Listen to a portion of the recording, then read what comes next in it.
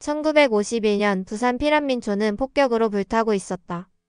연기가 하늘을 삼켰고 포탄 소리가 귀를 찔렀다. 김순자 20살, 그녀는 6살 동생 민호를 업고 폐허 속을 뛰었다. 민호야, 붙잡아. 그녀가 외쳤지만 갑작스런 폭발에 넘어지며 손이 놓였다. 언니. 민호의 비명이 연기 속으로 묻혔다. 다음날 순자는 폐허에서 동생의 신발과 함께 찢어진 종이를 발견했다. 그녀가 떡볶이 레시피를 적은 그 종이였다. 밀가루 반죽 고추장 2숟갈, 그런데 끝에 피로 얼룩진 글씨가 있었다. 순자, 내가 데려갈게.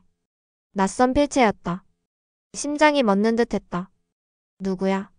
민호를 데려간 게 누구야? 그녀는 미친 듯이 주위를 둘러봤지만 대답은 없었다. 살아있을까? 납치된 걸까? 아니면 이미?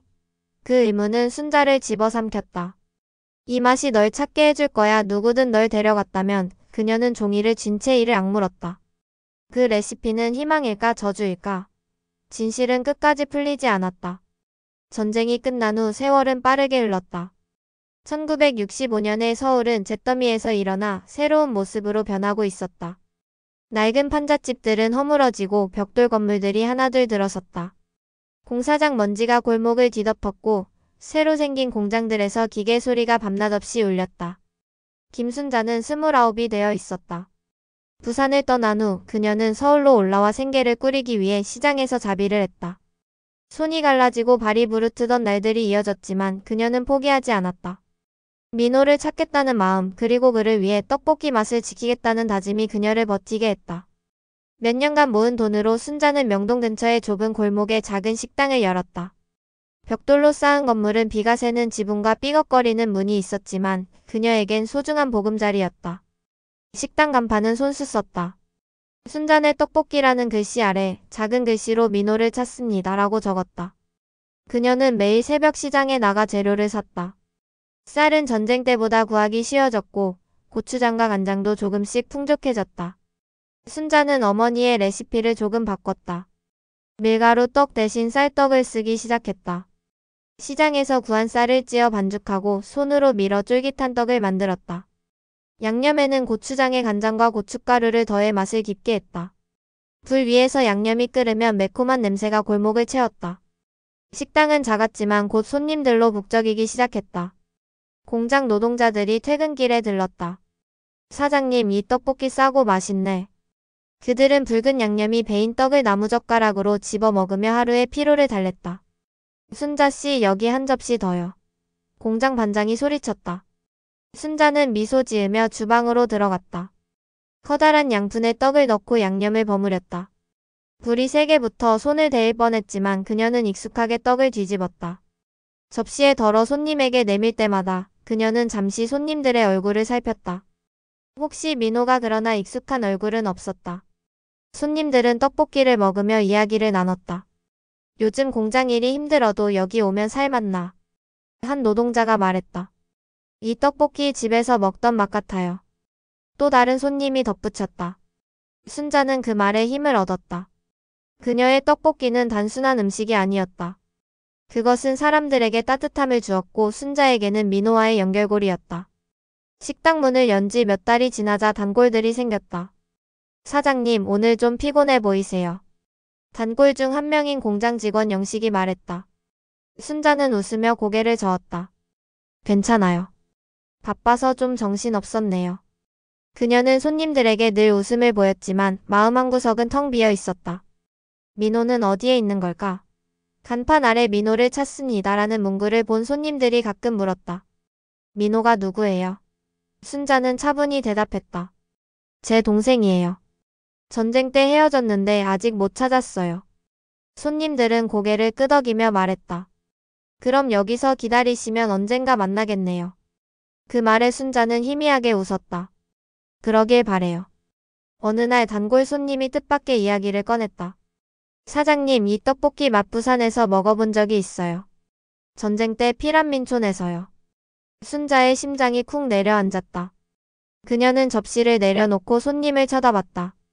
정말요? 언제쯤이요? 손님은 기억을 더듬었다. 1951년 겨울이었나. 피란민촌에서 젊은 여자가 떡볶이를 나눠줬는데 그 맛이 이거랑 똑같아요. 순자는 숨을 삼켰다. 혹시 민호라는 애를 아세요? 6살쯤 됐을 때 헤어졌는데 손님은 고개를 갸웃했다. 글쎄요. 비슷한 나이의 애가 노부부 손에 이끌려가는 걸 본 적은 있는데 순자의 손이 떨렸다. 그 노부부 어디 사셨어요? 손님은 잠시 생각하더니 말했다. 부산 동래 쪽이었던 것 같아요. 정확히는 모르겠네요. 그날 밤 순자는 잠을 이루지 못했다. 민호가 살아있을지도 모른다는 생각에 가슴이 뛰었다. 다음날 아침 그녀는 식당을 이웃 아주머니에게 맡기고 부산으로 내려갔다. 기차 안에서 창밖을 보며 그녀는 지난날을 떠올렸다. 폭격 속에서 민호를 잃던 그 순간 폐허 속에서 울던 기억이 생생했다. 부산에 도착한 순자는 동네의 골목을 헤맸다. 낡은 집들을 지나며 사람들에게 물었다. 혹시 전쟁 때 여기 살던 노부부를 아세요? 어린 남자애를 데리고 있었는데 그러나 대부분 고개를 저었다. 한 노인이 말했다. 그때 여기 살던 노부부가 있었는데 몇 년 전에 다 돌아가셨어요. 그 아이는 어디론가 갔나 봐요. 순자는 맥이 풀렸다. 또다시 놓친 단서였다. 서울로 돌아온 순자는 식당 문을 열었다. 손님들이 다시 몰려왔다. 사장님 어디 갔다 오셨어요? 떡볶이 먹고 싶어서 하루 종일 기다렸어요. 영식이 웃으며 말했다. 순자는 미소로 대답했다. 조금 바빠서요. 그녀는 주방에서 떡볶이를 만들었다. 양념이 끓는 소리, 손님들의 웃음소리가 식당을 채웠다. 그러나 그녀의 마음은 여전히 무거웠다. 이 맛이 민호에게 닿기를 순자는 중얼거렸다. 손님들이 떠난 밤 그녀는 혼자 남아 양푼을 닦았다. 창밖으로 골목의 불빛이 꺼져갔다. 민호야 어디 있니? 그녀의 목소리는 바람에 흩어졌다. 식당은 이제 그녀의 삶의 전부였다. 민호를 찾을 날이 올지 모르지만 그녀는 떡볶이를 만들며 기다리기로 했다. 날이 갈수록 식당은 더 북적였다. 공장 노동자들뿐 아니라 근처 학교 학생들도 들렀다. 아줌마 떡볶이 싸고 맛있어요. 여학생들이 깔깔거리며 말했다. 순자는 그들에게 떡을 조금 더 얹어주었다. 천천히 먹어. 그녀는 아이들을 보며 민호를 떠올렸다. 민호도 이제 10살은 훌쩍 넘었을 텐데 어디서 밥을 먹고 있을까? 그녀는 손님들이 떠난 후 간판을 다시 썼다. 민호를 찾습니다라는 글씨를 더 크게 적었다. 혹시라도 민호가 이 골목을 지나간다면 이 간판을 볼지도 모른다고 생각했다. 어느 날 저녁 낯선 손님이 식당에 들어왔다. 중년의 남자는 떡볶이를 주문하고 천천히 먹었다. 사장님, 이 맛 어디서 먹어본 것 같아요. 순자는 평소처럼 대답했다. 부산에서 나눠준 적이 있어요. 전쟁 때요. 남자가 고개를 끄덕였다. 그럴지도 저도 부산 출신인데 피란민촌에서 비슷한 떡볶이를 먹은 기억이 나네요. 순자는 또다시 물었다. 혹시 민호라는 애를 아세요? 남자는 잠시 생각하더니 말했다. 이름은 모르겠지만 노부부가 데려간 아이가 있었어요. 그 뒤로는 소식을 못 들었네요. 순자는 실망했지만 포기할 수 없었다. 혹시 더 아는 게 있으면 꼭 알려주세요. 남자는 고개를 끄덕였다. 알겠습니다. 그날 밤 순자는 식당 문을 잠갔다. 골목은 조용했고 그녀는 혼자 남아 주방을 정리했다. 양푼에 남은 양념을 긁어내며 그녀는 생각했다. 민호가 살아있다면 이 맛을 기억할까? 그녀는 손으로 얼굴을 닦았다. 눈물이 손등에 묻어났다. 식당은 그녀에게 생계였고 희망이었다. 매일 떡볶이를 만들며 그녀는 민호가 돌아오길 기다렸다. 서울의 밤은 차갑게 내려앉았지만 순자는 불을 끄지 않았다. 언젠가 민호가 이 불빛을 보고 찾아올지도 모른다는 생각에 1988년 서울은 올림픽으로 들썩이고 있었다. 도시 곳곳에 오륜기가 걸리고 거리는 외국인 관광객과 자원봉사자들로 북적였다. 낡았던 골목들은 새 건물로 바뀌었고 텔레비전에서는 매일 올림픽 소식이 흘러나왔다. 김민호는 32의 요리사였다. 전쟁 중 순자와 헤어진 그는 부산에서 노부부에게 입양되어 자랐다. 1951년 그 겨울 폭격 속에서 순자를 잃었을 때 민호는 폐허 속에서 울고 있었다. 깡마른 몸으로 연기 속을 헤매던 그를 한 노부부가 발견했다. 얘야 여기 왜 혼자 있니?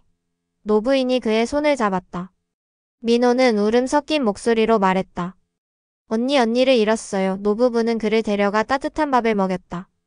주머니에서 나온 종이 한 장이 그의 유일한 가족 흔적이었다. 밀가루 반죽해서 떡 만들고 고추장 2숟갈, 설탕 1숟갈. 민호야, 언니야. 이 맛 기억해. 민호는 그 종이를 손에서 놓지 않았다. 입양된 가정에서 민호는 새로운 삶을 시작했다.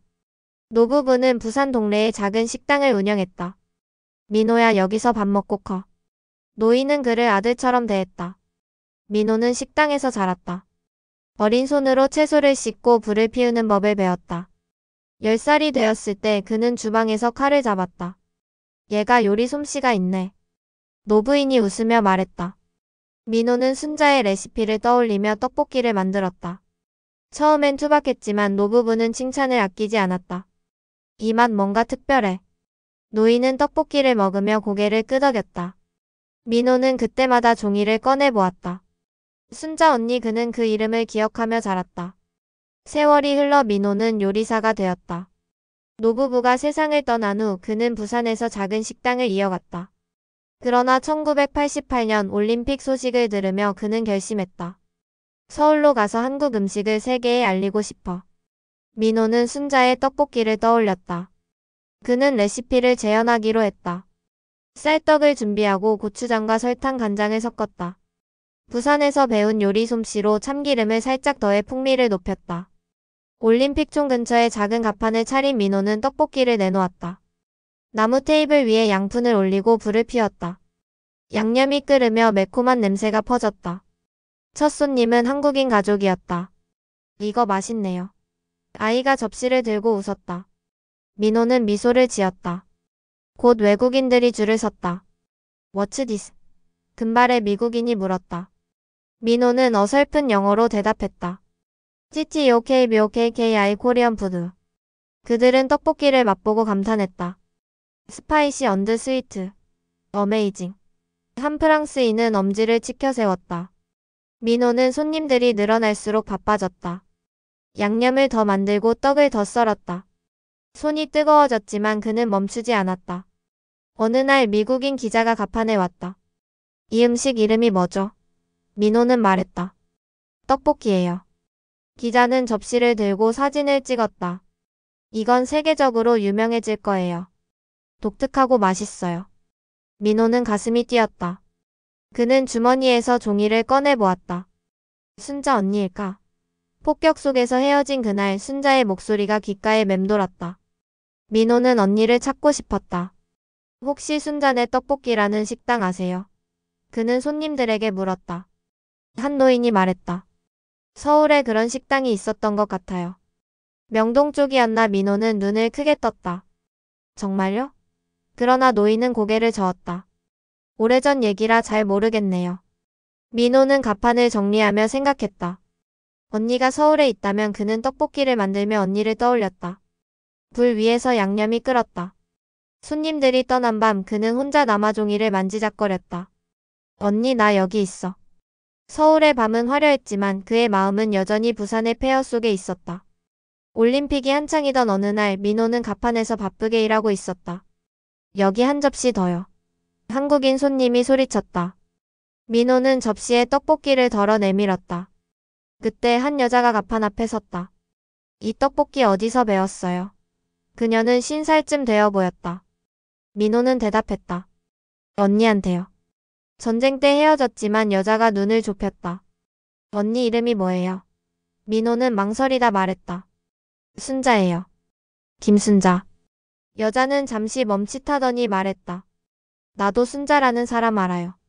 명동에서 식당했던 민호의 심장이 쿵쾅거렸다.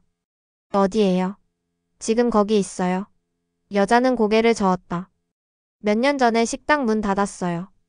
어디로 갔는지는 모르고 민호는 실망했지만 희망을 놓지 않았다. 혹시 더 아시는 거 있으면 알려주세요. 여자는 고개를 끄덕였다. 그날 밤 민호는 갑판을 접으며 하늘을 올려다봤다. 올림픽 불빛이 서울을 비췄다.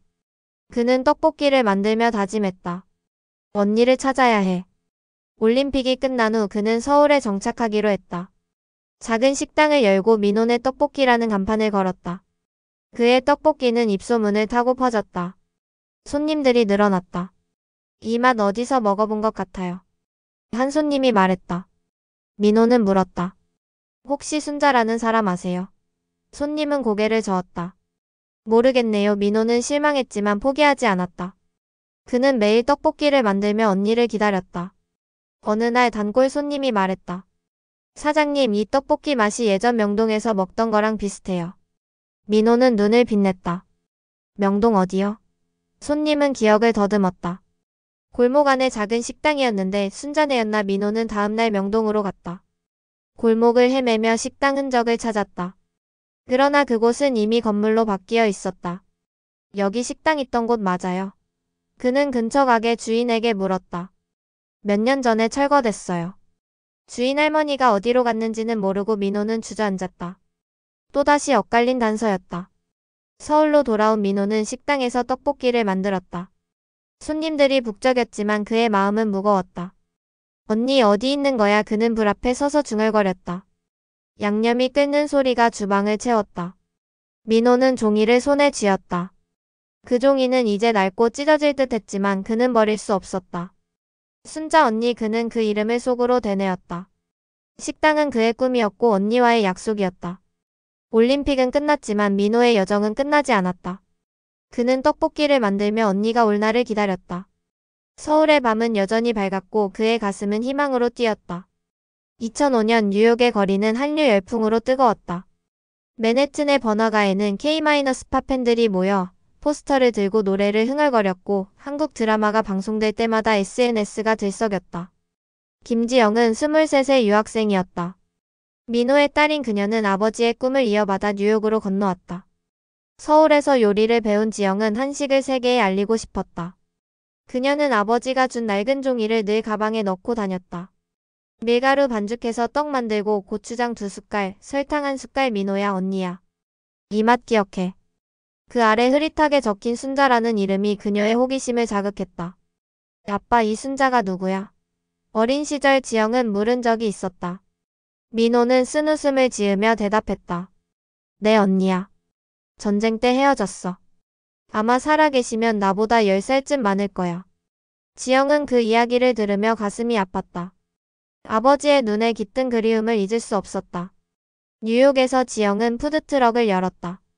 CTOKBOKKI 타임이라는 간판을 걸고 아버지의 레시피로 떡볶이를 만들었다. 쌀떡을 썰고 고추장과 간장, 설탕을 섞었다. 참기름을 살짝 더해 매콤하면서도 부드러운 맛을 냈다. 푸드트럭은 작았지만 곧 입소문을 탔다. K-팝 팬들이 줄을 섰다. BTS도 떡볶이 좋아한다던데. 한 소녀가 친구와 깔깔거리며 말했다. 지영은 떡볶이를 접시에 담아 내밀었다. 맛있게 먹어. 팬들은 사진을 찍어 SNS에 올렸다. 해시태그 TTOKBOKKI 해시태그 KPOPFOD라는 해시태그가 퍼지며 푸드트럭은 더 북적였다. 이거 진짜 맛있어요. 한 미국인 남자가 엄지를 치켜 세웠다. 지영은 웃으며 고개를 끄덕였다. 고마워요. 푸드트럭은 지영에게 꿈의 시작이었다. 그녀는 매일 새벽 재료를 준비했다. 쌀떡은 한국마켓에서 구하고 양념은 직접 만들었다. 손이 뜨거워지고 어깨가 뻐근했지만 그녀는 멈추지 않았다. 손님들이 늘어날수록 그녀는 아버지의 레시피가 단순한 음식이 아님을 깨달았다. 이 맛 한국에서 먹어본 적 있어요. 한 한국계 미국인 손님이 말했다. 지영은 물었다. 어디서요? 손님은 웃으며 대답했다. 서울에서요. 명동 골목에서 비슷한 떡볶이를 팔았던 기억이 나네요. 지영의 심장이 뛰었다. 혹시 순자네 떡볶이라는 식당 아세요? 손님은 고개를 저었다. 이름까지는 모르겠네요. 지영은 실망했지만 마음 한구석에 희망이 생겼다. 아빠의 언니 순자 할머니가 거기 있었을지도. 어느 날 한류 팬들이 푸드트럭 앞에서 모임을 열었다. 지영씨, 우리 모임에 떡볶이 제공해 줄 수 있어요?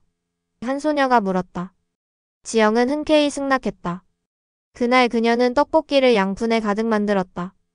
팬들은 떡볶이를 먹으며 K-팝 뮤직비디오를 틀었다. 이거 먹으니까 한국 간 느낌이에요. 한 팬이 말했다. 지영은 그 모습을 보며 뿌듯했다. 손님들이 떠난 후 그녀는 푸드트럭에서 종이를 꺼냈다. 순자 누구지? 그녀는 아버지의 이야기를 떠올렸다.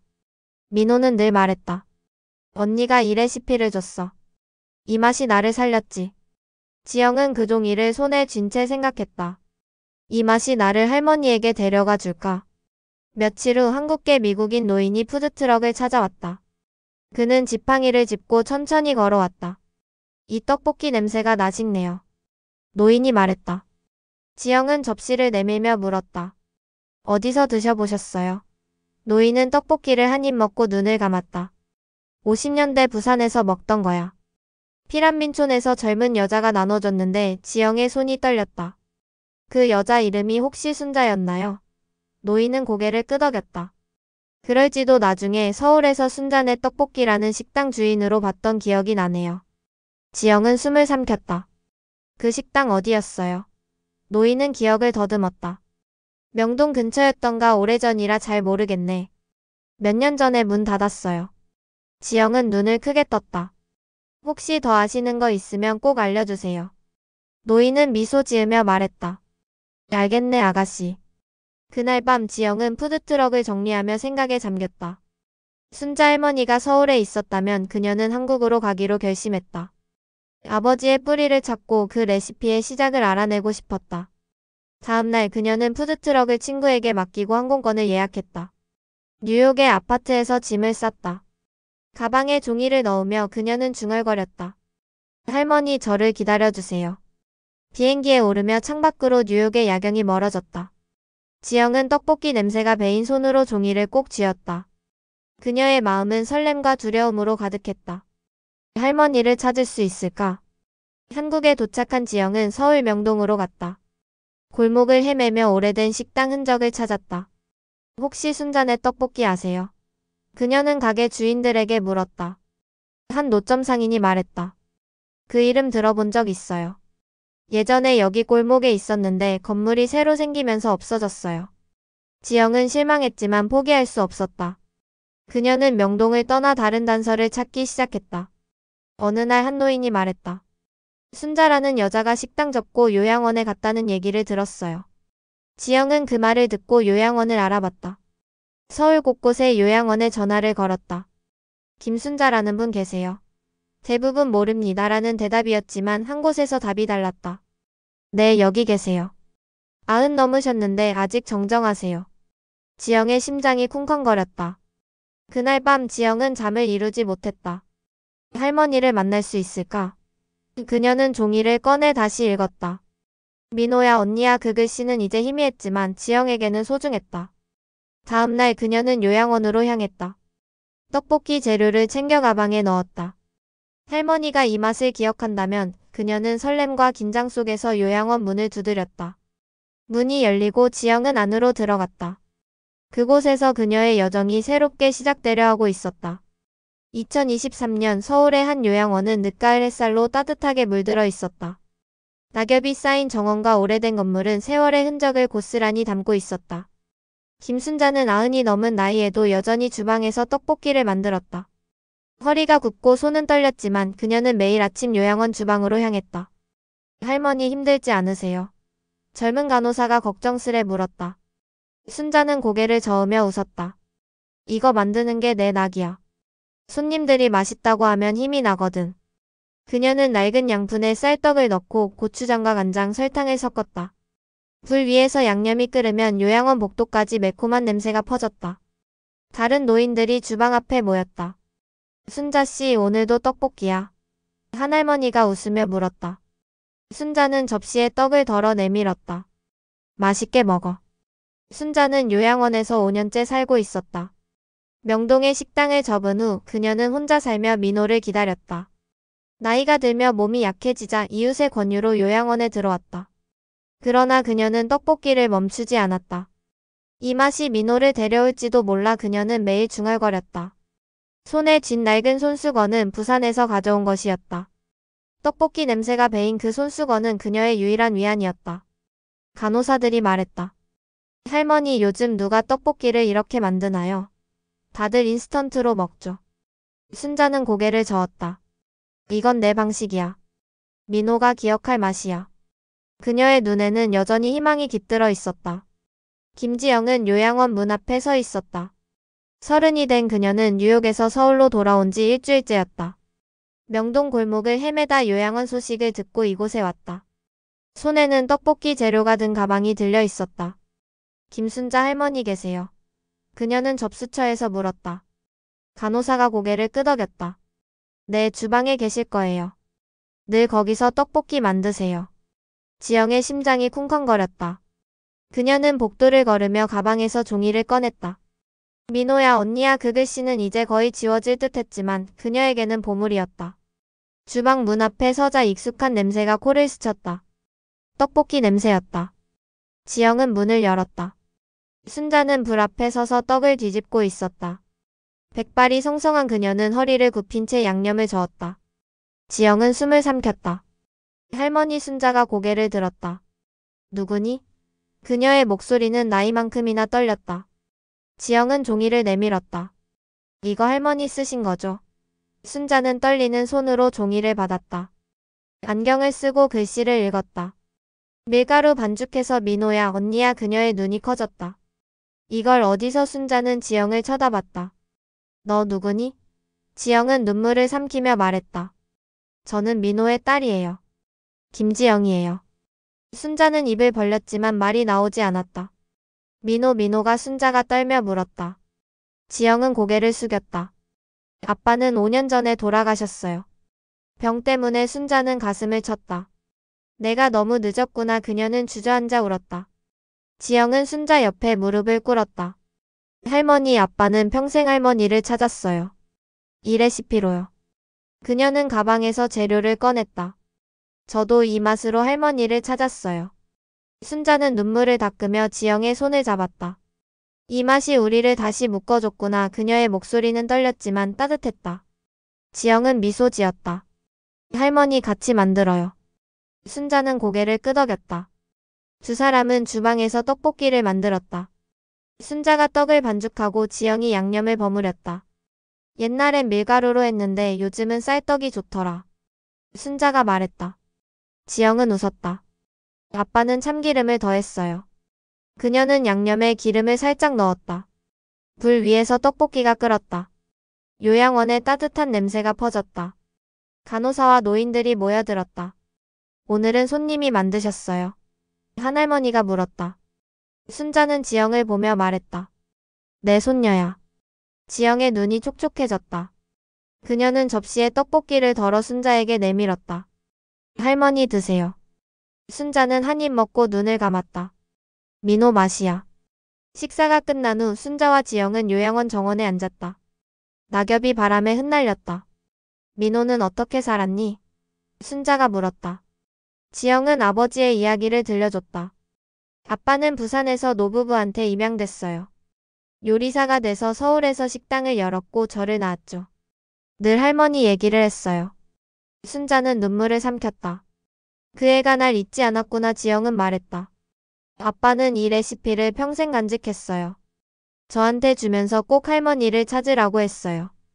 순자는 지영의 손을 잡았다. 고맙다, 지영아. 내가 와줘서 민호를 다시 만난 기분이야. 그날 밤 지영은 요양원에서 하룻밤을 보냈다. 순자는 잠을 이루지 못하고 지영을 바라봤다. 민호 딸이라니. 그녀는 손수건을 쥐었다. 다음날 지영은 순자와 함께 떡볶이를 더 만들었다. 할머니, 이 레시피를 세계에 알리고 싶어요. 순자는 고개를 끄덕였다. 민호도 그랬을 거야. 너라면 할 수 있어. 지영은 다짐했다. 이 맛을 이어가야 해. 그녀는 순자와의 시간을 소중히 여겼다. 매일 요양원에 들르며 두 사람은 떡볶이를 만들었다. 노인들은 그 맛에 감탄했다. 순자 씨 손녀가 대단하네. 지영은 웃으며 말했다. 할머니가 가르쳐 주셨어요. 며칠 후 지영은 순자에게 물었다. 할머니, 이 레시피 어디서 배웠어요? 순자는 먼 곳을 바라봤다. 우리 엄마한테 배웠어. 전쟁 때 부산에서 민호랑 이웃들 먹이려고 만들었지. 그녀는 그때를 떠올리며 눈물을 흘렸다. 폭격 때문에 민호를 잃었어. 그 뒤로 평생 찾았는데. 지영은 순자의 손을 잡았다. 할머니, 이제 찾았잖아요. 저를 통해서요. 순자는 미소 지었다. 그래, 내가 민호의 선물이야. 지영은 순자와 함께한 날들을 기록했다. 사진을 찍고 이야기를 적었다. 할머니, 이걸 책으로 내면 어떨까요? 순자는 웃었다. 누가 읽겠니? 지영은 단호히 말했다. 많은 사람이 감동할 거예요. 이 맛이 세상을 바꿀 수도 있어요. 순자는 지영의 눈을 보며 말했다. 내가 그렇게 말한다면 두 사람은 떡볶이를 만들며 미래를 꿈꿨다. 요양원은 그들의 웃음소리로 가득 찼다. 2025년 봄이 막 시작된 서울은 따뜻한 바람과 함께 활기로 가득했다. 김지영은 32의 나이에 글로벌 셰프로 이름을 알리고 있었다. 순자와의 재회 이후 그녀는 할머니의 떡볶이 레시피를 세계에 알리기로 결심했다. 요양원에서 보낸 시간은 지영에게 새로운 꿈을 주었다. 할머니, 이 맛을 전 세계에 전하고 싶어요. 순자는 웃으며 말했다. 내가 한다면 잘 될 거야. 그 다짐은 현실이 되어가고 있었다. 지영은 한국으로 돌아온 후 떡볶이를 한식의 대표 음식으로 만들기 위해 움직였다. 그녀는 유네스코 무형문화유산 등재를 추진하기로 했다. 김치와 김장은 이미 등재됐으니 떡볶이도 가능할 거예요. 지영은 전문가들과 만나 자료를 모았다. 첫걸음은 한식 페스티벌이었다. 2025년 3월 서울 광화문 광장에서 열린 페스티벌에 지영은 참가했다. 그녀는 커다란 부스를 차리고 순자의 레시피로 떡볶이를 만들었다. 쌀떡을 썰고 고추장과 간장, 설탕을 섞었다. 참기름을 더해 부드러운 향을 냈다. 불 위에서 양념이 끓자 광장에 매콤한 냄새가 퍼졌다. 이게 뭐예요? 외국인 관광객이 물었다. 지영은 영어로 대답했다. TTOKBOKKI 코리안 스트리트 푸드. 트라이. 그들은 접시를 받아 맛보고 감탄했다. 스파이시 버소구드. 한 일본인 관광객이 말했다. 지영은 웃으며 접시를 더 내밀었다. 한국인 손님들도 줄을 섰다. 이 맛 옛날 분식집 같아요. 한 중년 여성이 말했다. 지영은 고개를 끄덕였다. 제 할머니 레시피예요. 페스티벌은 성공적이었다. 지영의 떡볶이는 SNS에서 화제가 됐다. K-팝 스타들이 부스를 방문해 사진을 찍었다. 떡볶이 최고. 한 아이돌이 인스타그램에 올리자 조회수가 폭발했다. 해시태그 TTOKBOKKI 해시태그 KOREANFOD 해시태그가 세계로 퍼졌다. 지영은 그 반응을 보며 가슴이 뛰었다. 할머니, 이 맛이 세상에 닿고 있어요. 그녀는 페스티벌을 계기로 더 큰 무대를 준비했다. 런던, 파리, 로스앤젤레스에서 열리는 한식 행사에 초청받았다. 지영씨, 떡볶이로 세계를 사로잡아 보세요. 주최 측이 말했다. 지영은 흔쾌히 승낙했다. 런던 행사에서 지영은 떡볶이를 선보였다. This is a story of my family. 그녀는 영어로 설명했다. 전쟁 때 헤어진 할머니와 아빠를 이 맛이 다시 묶어줬어요. 관객들은 떡볶이를 먹으며 그녀의 이야기에 귀 기울였다. 정말 감동적이네요. 한 영국인이 말했다. 지영은 미소 지었다. 생크유. 파리에서는 프랑스 셰프들이 관심을 보였다. 이 양념 어떻게 만드나요? 지영은 레시피를 공유했다. 간단하지만 정성이 중요해요. 로스앤젤레스에서는 한류 팬들이 몰렸다. BTS 먹는 그 떡볶이 맞죠? 지영은 웃었다. 네, 비슷해요. 그녀의 떡볶이는 세계 곳곳에서 사랑받았다. 지영은 순자의 이야기를 책으로 내기로 했다. 제목은 할머니의 떡볶이였다. 그녀는 요양원에서 들은 이야기를 적었다. 1951년 부산 피란민촌에서 시작된 이 레시피는 전쟁의 아픔을 이겨낸 가족의 사랑이에요. 책은 한국과 영어로 출간되었다. 출판사에서 말했다. 이건 단순한 요리책이 아니에요. 감동적인 이야기예요. 책은 출간되자마자 주목받았다. 서점에서 사인회를 열었을 때 독자들이 줄을 섰다. 지영씨, 이 책 읽고 울었어요. 한 독자가 말했다. 지영은 눈물을 삼켰다. 고맙습니다. 할머니도 기뻐하실 거예요. 수익금으로 지영은 재단을 설립했다. 전쟁 이재민을 돕고 싶어요. 할머니와 아빠가 겪은 아픔을 잊지 않으려고요. 재단은 기부금을 모아 피란민 후손들에게 장학금을 주었다. 할머니의 뜻을 이어가는 거예요. 지영은 기자회견에서 말했다. 언론은 그녀를 주목했다. 떡볶이로 세상을 바꾼 셰프라는 기사가 실렸다. 지영은 그 모든 순간이 순자와 민호 덕분임을 알았다. 그녀는 매일 떡볶이를 만들며 그들을 떠올렸다. 그러나 순자는 이제 곁에 없었다. 2024년 겨울 순자는 조용히 눈을 감았다. 요양원에서 떡볶이를 만들던 그녀는 지영과 함께한 마지막 날을 행복하게 보냈다. 지영아, 내가 내 꿈을 이뤄줬어. 순자는 그렇게 말하며 손을 놓았다. 지영은 할머니의 장례식에서 울었다. 할머니 고마워요. 그녀는 순자의 묘지에 떡볶이를 바쳤다. 이 맛 잊지 않을게요. 바람이 불며 냄새가 하늘로 퍼졌다. 2025년 3월 21일 지영은 순자의 묘지 앞에 섰다. 손에는 따뜻한 떡볶이 접시가 들려 있었다. 할머니, 이 맛이 세상을 바꿨어요. 그녀는 접시를 묘비 앞에 놓았다. 하늘은 맑았고 봄바람이 부드럽게 불었다. 지영은 묘지를 떠나며 다짐했다. 이 레시피를 끝까지 이어갈게요. 그녀는 서울로 돌아와 새로운 계획을 세웠다. 떡볶이 레스토랑을 열고 세계 곳곳에 지점을 내는 꿈이었다. 할머니와 아빠의 유산을 지킬 거예요. 지영은 그렇게 마음먹었다. 그날 저녁 지영은 광화문에서 열린 한식 축제에 다시 참가했다. 떡볶이를 만들며 그녀는 손님들에게 말했다. 이건 제 가족의 이야기예요. 맛있게 먹어주세요. 손님들은 접시를 받아 웃었다. 정말 맛있어요. 아이들이 뛰어다니며 말했다. 지영은 그 모습을 보며 순자와 민호를 떠올렸다. 할머니, 아빠 보고 계시죠? 그녀의 눈에는 눈물이 맺혔지만 미소가 떠올랐다. 떡볶이 냄새가 광장을 채웠다. 그 맛은 전쟁의 아픔을 넘어 세계를 감동시키는 힘이 되었다.